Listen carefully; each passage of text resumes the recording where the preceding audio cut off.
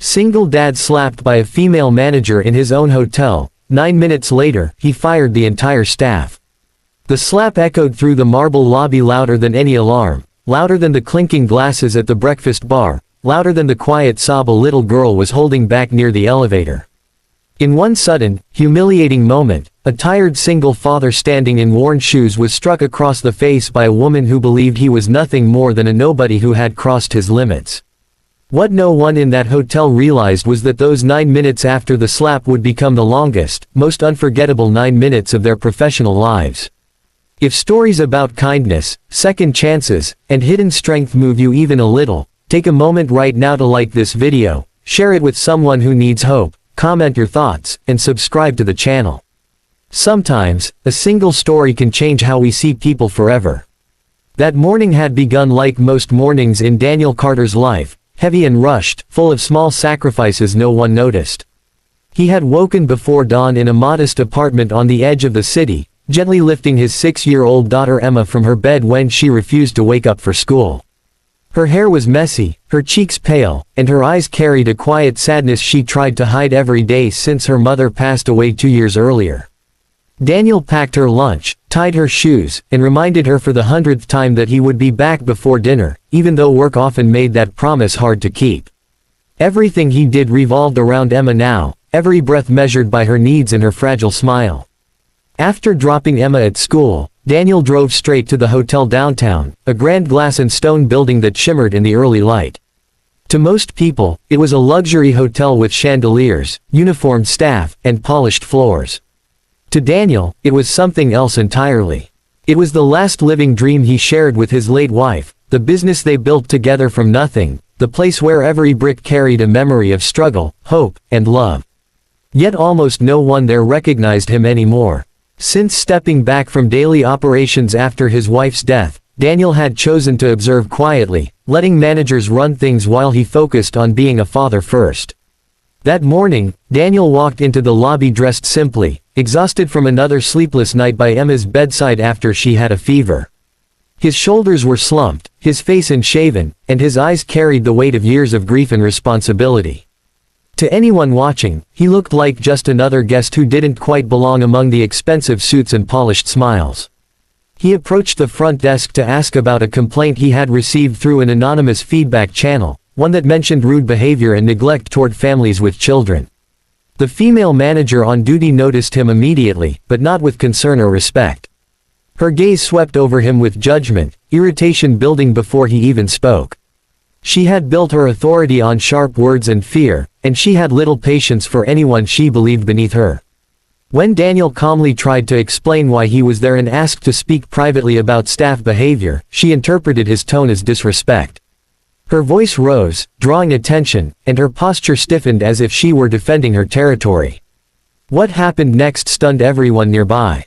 In a moment of unchecked arrogance and rage, she raised her hand and slapped Daniel across the face, accusing him of harassment and trying to intimidate her. The sound cut through the lobby like glass shattering. Guests froze mid-step. Staff members turned away, pretending not to see. Near the elevators, Emma, who had been brought along because Daniel couldn't leave her alone that morning, watched with wide, terrified eyes as her father staggered slightly but did not fall. Daniel did not shout. He did not raise his hand or his voice. He simply stood there, absorbing not just the pain of the slap but the deeper pain of humiliation in front of his child.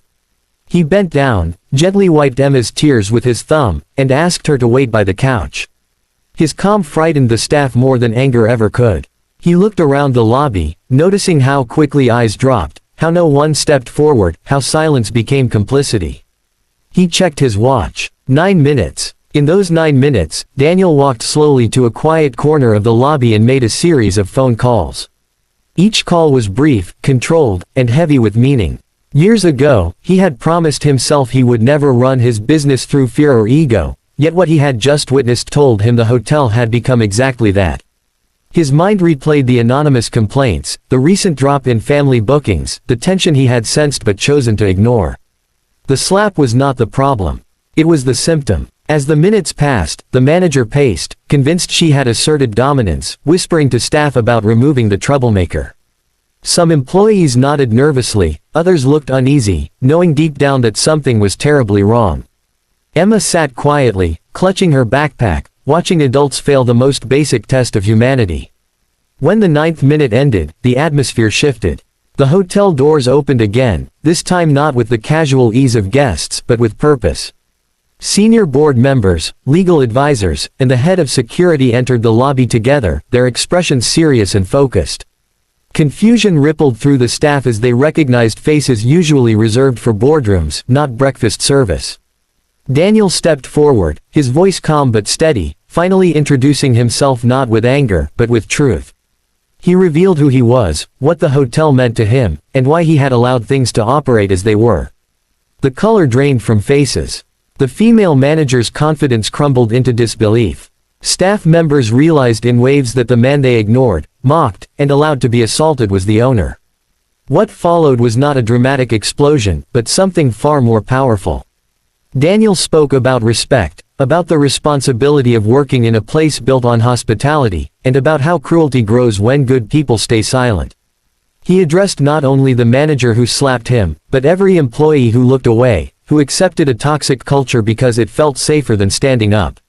Then came the decision that would echo through the building long after that day. Daniel terminated the entire on-duty staff, from management to front desk supervisors, effective immediately. Not out of revenge, but out of necessity. He made it clear that a business could recover from financial loss but not from moral decay. The hotel would close for the day. A full internal review would follow. Those who wished to return would have to reapply under a new system built on empathy, accountability, and respect. The lobby fell silent again, but this time it was not the silence of fear. It was the silence of realization. In the days that followed, news spread quickly. Some criticized Daniel for being too harsh, others praised his courage. What few people saw was the quiet moment later that night when Daniel sat on Emma's bed, apologizing for what she had witnessed, promising her that being kind did not mean being weak. Emma hugged him tightly, telling him she was proud. In that moment, every difficult choice felt worth it. The hotel reopened weeks later, transformed not just in staff, but in spirit. New employees were trained not only in service, but in compassion. Families were welcomed warmly. Complaints dropped. Bookings rose. More importantly, people felt safe and valued again. Daniel returned to a more active role, not because he loved power, but because he understood now that leadership meant presence. The female manager faced legal consequences and professional accountability, a painful but necessary lesson in humility. Some former staff reached out later, admitting they wished they had spoken up. Daniel listened to them too, because growth often begins with regret. Years later, Emma would tell this story not as the day her father was slapped, but as the day she learned what real strength looked like. A man who did not strike back. A man who protected his values. A man who chose to rebuild rather than destroy. If this story touched your heart even a little, please take a moment now to like the video, share it with someone who believes in fairness, and subscribe for more stories that remind us of our humanity. Your support helps these messages reach people who need them most. And before this video ends, we have a special request for you. Please comment below with one word that describes what this story made you feel. Sometimes, those small words mean more than we realize. Because in a world where power is often loud and cruel, the quiet courage of doing what is right can change everything.